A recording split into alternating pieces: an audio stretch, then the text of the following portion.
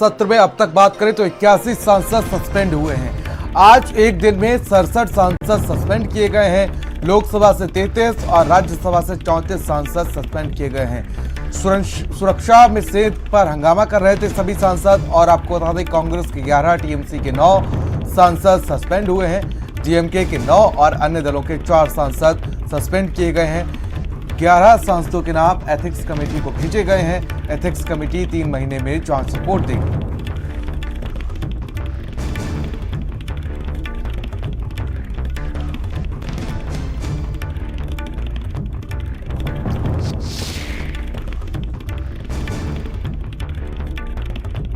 Committee को उनके नाम भेजे गए हैं। अब तक की बात करें तो 81 सांसद सत्र में सस्पेंड हुए हैं।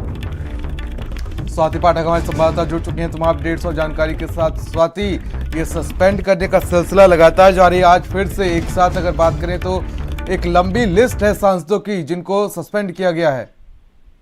जी बिल्कुल, देखिए, लोकसभा से 33 सांसदों को निलंबित किया गया है। वहीं राज्यसभा की बात करते हैं तो 34 सांसदों को निलंबित किया गया है। जिस तरह से सुरक्षा में चूक के मामले पर लगातार विपक्षी सांसदों द्वारा हंगामा किया जा रहा था, विरोध जताया जा रहा था, उसी को देखते हुए आज लोकसभा और राज्यसभा में सांसदों के खिलाफ ये कार्रवाई की गई है और पूरे सत्र के लिए यानी शीतकालीन सत्र के लिए निलंबित कर दिया गया है। चूंकि 22 तारीख तक शीतकालीन सत्र चलना है संसद का और ऐसे में इन सांसदों को शीतकालीन सत्र के लिए निलंबित कर दिया गया है। चाहे हम कांग्रेस की बात करते हैं तो कांग्रेस के कई सांसदों को निलंबित किया गया है। तृणमूल कांग्रेस की बात करें तो कई सांसदों को निलंबित किया गया है। समाजवादी पार्टी की बात करते हैं तो राज्यसभा सांसद रामगोपाल यादव को भी निलंबित किया गया है। तो कई ऐसे सांसद हैं जिन्हें निलंबित किया गया है। और इससे पहले भी आपने भी देखा कि इससे पहले जब विरोध किया गया था संसद में सुरक्षा चूक के मामले को लेकर, तब 14 सांसदों को लोकसभा और राज्यसभा में, लोकसभा से 13 सांसद को निलंबित किया गया था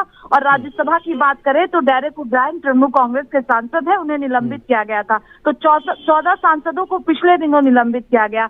आज 33 लोकसभा और राज्यसभा 34। तो कुल मिलाकर इस सत्र की बात करें तो 81 सांसदों को अब तक जो है वो सस्पेंड किया गया है और एथिक्स कमेटी में 3 महीने में जांच रिपोर्ट देगी, क्योंकि 11 सांसदों के जो नाम है वो एथिक्स कमेटी को भी भेजे गए हैं। तो ये 3 महीने में रिपोर्ट देगी। तो जिस तरह से सांसद लगातार विरोध कर रहे थे उसी को देखते हुए ये कार्रवाई जो है निलंबित वाली वो की गई है। देखिए स्वाति, अगर बात की जाए तो लोकसभा अध्यक्ष ओम बिरला ने सभी सांसदों को पत्र भी लिखा था और पत्र के जरिए उन्होंने कहा था कि सभी सांसद जो हैं वो मर्यादित व्यवहार करें और सदन को सुगमता से चलाने में मदद करें। लेकिन उसके बावजूद भी आज जब से कार्रवाई शुरू हुई उसके बाद से लगातार यहाँ पर देखने को मिल रहा हंगामा और कार्य बहिष्कार भी इस दौरान विपक्ष की तरफ से देखने को मिला।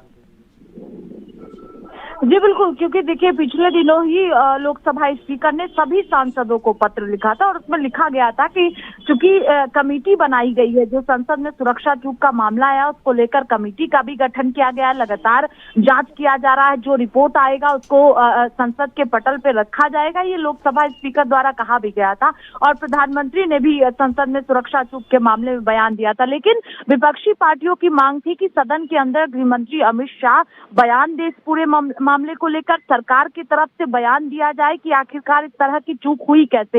ये लगातार सवाल विपक्षी सांसदों द्वारा उठाया जा रहा था। जो पिछले दिनों सांसदों को निलंबित किया गया वो सांसद भी लगातार हंगामा कर रहे थे। उसमें भी आपने देखा कि जो कांग्रेस पार्टी के वरिष्ठ नेता थे वो भी शामिल हुए थे। समाजवादी पार्टी की बात करते हैं तो डिम्पल यादव भी उस विरोध में शामिल हुई थी। तो तमाम नेता शामिल होकर विरोध जता रहे थे कि गृह मंत्री अमित शाह जवाब दे, सरकार सदन के अंदर इस पूरे मामले को लेकर जवाब दे कि आखिरकार किस तरह से ये लापरवाही हुई है। लेकिन अगर हम सांसदों की बात करते हैं तो बड़ी कार्रवाई ये की गई है, क्योंकि आज की ही बात करें तो 13 सांसद लोकसभा से, राज्यसभा से कई सांसदों को निलंबित किया गया है। चाहे हम जयराम रमेश की बात करते हैं जो कांग्रेस पार्टी से सांसद है, रणदीप सुरजेवाला की बात करें, केसी वेणुगोपाल की बात करते हैं तो कई सांसद जिन्हें पूरे शीतकालीन सत्र के लिए निलंबित किया गया है। तो कहा जा सकता है कि कल जब सदन की कार्रवाई शुरू होगी तो उस दौरान भी विरोध देखने को मिल सकता है। बिल्कुल, क्योंकि जिस तरीके से देखा जाए तो विपक्ष लगातार आरोप लगाता है कि हमको कमजोर किया जा रहा है, चाहे लोकसभा की बात करें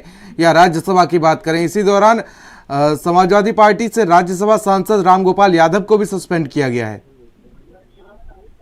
जी बिल्कुल, देखिए चूंकि अगर हम राज्यसभा की बात करते हैं तो राज्यसभा से अगर हम आज की बात करें तो 34 सांसदों को सस्पेंड किया गया है। तो उन 34 सांसदों में समाजवादी पार्टी के राज्यसभा सांसद रामगोपाल यादव भी शामिल है, जिन्हें निलंबित किया गया है पूरे सत्र के लिए। और इसके साथ ही जयराम रमेश जो कांग्रेस पार्टी के राज्यसभा सांसद है, केसी वेणुगोपाल की बात करते हैं, रणदीप सुरजेवाला की बात करते हैं, तो लंबी लिस्ट है जिन सांसदों को निलंबित किया गया है। और लोकसभा की भी आप देखिए तो लगातार चूंकि जिस तरह से विरोध हो रहा था और लोकसभा स्पीकर ने चूंकि चिट्ठी भी लिखा था, पत्र भी लिखा था, उसमें साफ तौर पर लिखा गया था कि संसद सत्र को सुचारू रूप से चलाने में सहयोग करे विपक्षी पार्टियां। लेकिन जिस तरह से लगातार हंगामा हो रहा था पिछले, अगर हम पूरे शीतकालीन सत्र को देखें तो किसी ना किसी मुद्दे को लेकर सरकार को घेरने का काम विपक्षी पार्टियां कर रही थी। लेकिन 13 दिसंबर को जो घटना संसद भवन के अंदर घटी, उसके बाद लगातार विपक्षी पार्टियां सरकार को घेरने में जुटी हुई थी। और इसी को देखते हुए ये कार्रवाई सांसदों पर की गई है, क्योंकि संसद की कार्रवाई जैसे ही शुरू होती थी वैसे ही विपक्षी पार्टियों द्वारा विरोध किया जाता था और उसी के खिलाफ ये कार्रवाई जो है वो की गई है। बहुत बहुत शुक्रिया तमाम जानकारी के लिए स्वाति आपका।